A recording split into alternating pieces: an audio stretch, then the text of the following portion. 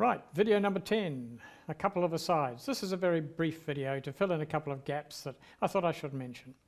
So firstly, I want to talk about things called TK variables.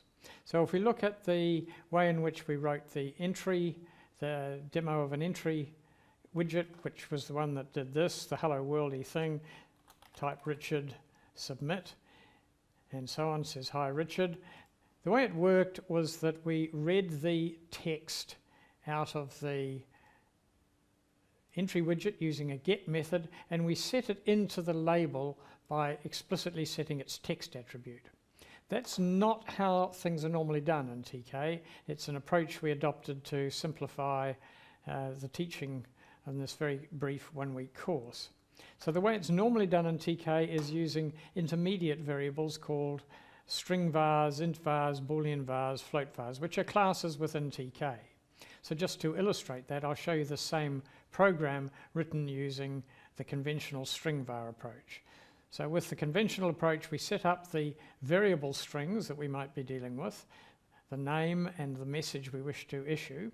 And instead of setting the, we bind the name entry to the text variable self.name. That means that anything we enter into this is actually being recorded in this self.name variable. And when we want to actually pull it out on the submit key, we can do that by calling the get method of the string var.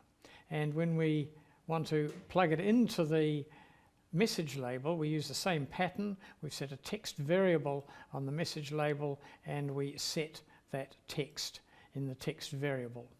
So this is an extra level of indirection, and it has some advantages. It's, I don't want to get into the philosophical reasons for it, but you should be aware if you're reading any stuff on the web that this is how things will usually be done.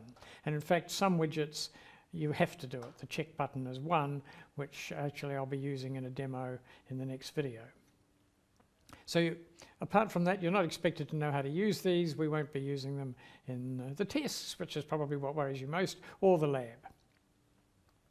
And I also wanted to mention one other real weirdo thing, and that is that you have to be careful with names when you're writing TK with a view to moving it onto CodeRunner, because in particular, some of the parameters can be abbreviated without changing the game as far as TK is concerned, but certainly changing it as far as CodeRunner is concerned.